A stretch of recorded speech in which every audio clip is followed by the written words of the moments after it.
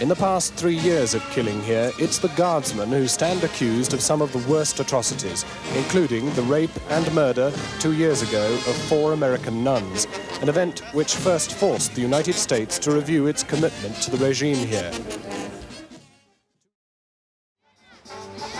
The military band of the United States Southern Command Forces striking up in the heart of San Salvador. Airlifted in here with their instruments by a Hercules transport plane from their base in Panama, no expense had been spared in this little gesture of friendship which marked the opening of El Salvador's sparsely provisioned trade fair last week. The band has been blasting its way around Central America's banana republics, showing the stars and stripes for 25 years or more. But what many are asking this year is whether this could be the last time these American trombonists get a chance to entertain El Salvador's concertgoers. The next day, a rather different band was on parade, that of the hard-hatted men of El Salvador's notorious National Guard. In the past 3 years of killing here, it's the guardsmen who stand accused of some of the worst atrocities, including the rape and murder 2 years ago of 4 American nuns, an event which first forced the United States to review its commitment to the regime here.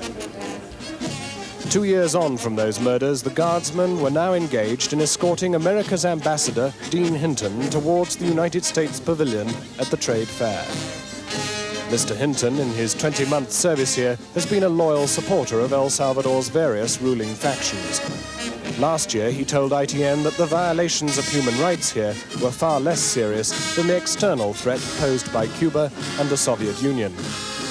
But this year, whilst still paying homage to El Salvador's flag, mention of Cuba has receded as, in an unprecedented manner, he has himself publicly criticized the right wing and its death squads. It wasn't just El Salvador's right-wing heavyweights who were outraged by the speech. Even the White House complained it went too far. Either way, for a brief moment, the ambassador had raised the spectre of a cut-off in the American military and economic aid upon which the regime here depends to continue the war. Across town from the ceremonials, human rights workers toiled over the details of the killings in El Salvador for the month of October.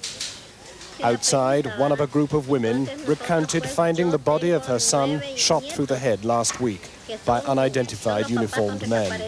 A second son is missing. Another older woman reported a second of her children dead, leaving 9 fatherless grandchildren. A human rights worker sifted the photographic evidence of October's killings. The Human Rights Commission reckons many more killings in the outlying parts never get recorded. In exasperation, the human rights workers here courageously summoned a news conference to beg for action to curb the killing. These 3 workers were risking their lives in speaking out. One of their number was killed only last week. It was the sheer scale of the crisis they outlined that appears to have finally provoked the American ambassador into speaking out. All over the country, the consequences of the fear induced by the deaths can be found as here in the church of San Roque. Literally hundreds of children and mothers sheltering where they can.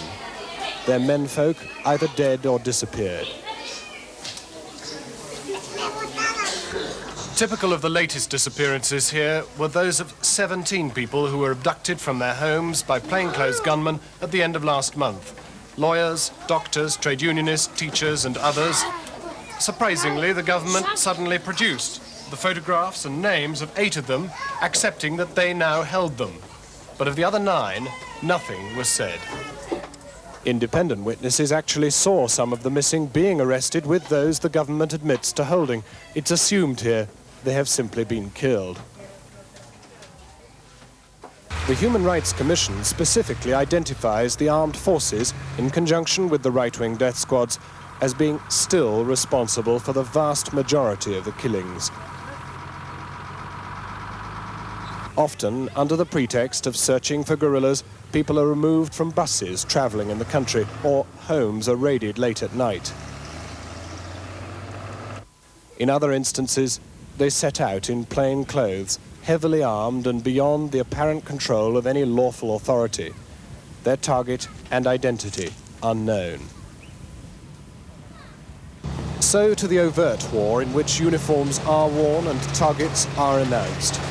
In the late evenings throughout last week, truckloads of troops recently trained by the United States could be seen speeding along the highways towards the areas where the guerrillas hold their territory, where neither the government nor the death squads have access.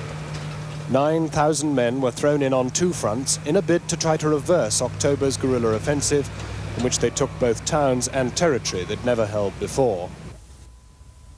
The mountainous terrain in which the guerrillas have made their gains favors them. For the first time, the army has admitted that it is unlikely to recapture all of it. The red rooftops of San Francisco Gotera mark the last major army garrison town before the conflict zone is reached. Yet even here, mere miles from the fighting, the army is still trying to train more young conscripts to march. On the highways linking the capital to the rest of the country, the guerrillas are continuing their war of economic dislocation unimpeded. A dozen trucks a day have ended up this way this week.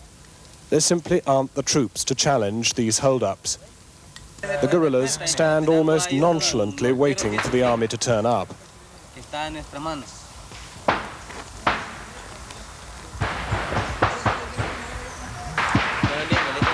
They're better armed than last year, all with the G3 or M16 automatic rifles with which America has been supplying the government side.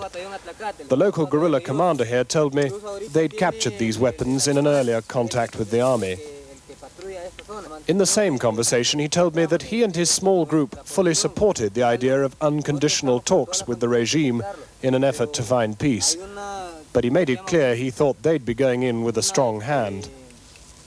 Hours after the guerrillas had left the area, the Salvadorian Air Force finally mobilized one of its A-37 ground attack aircraft, newly supplied by the United States. Some somewhat random bombing followed around the scene of the ambush, leaving an unanswered question as to what effect it would have on the remnants of the local population left below.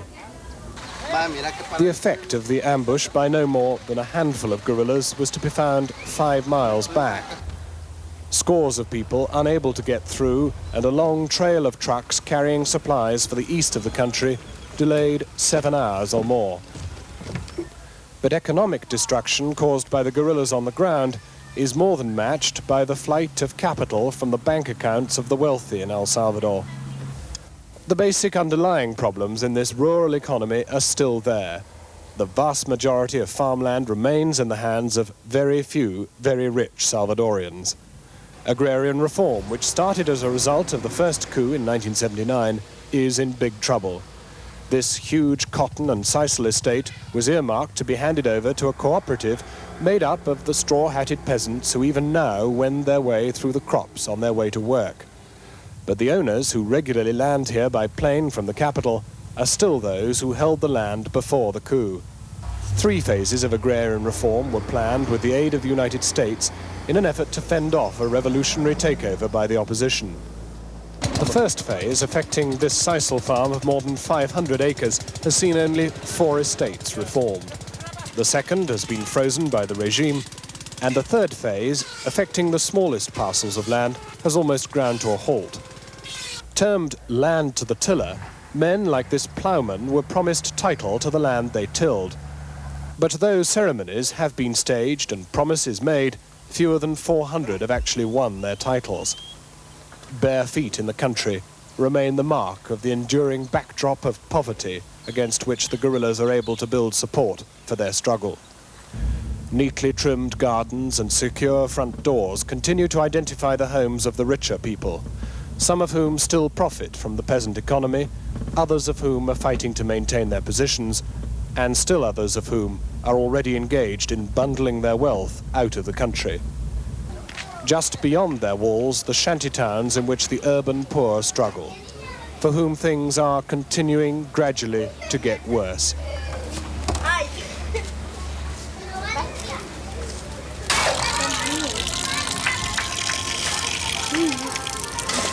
American aid to El Salvador is only allowed to flow here providing Congress is satisfied that real progress on human rights and reforms has been made.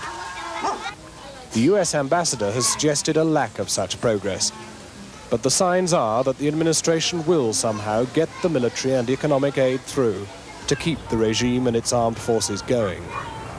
6 months on from the elections, the United States is still struggling hard to ensure that these children don't grow up with a system of government of which Washington disapproves. John Snow, ITN, El Salvador.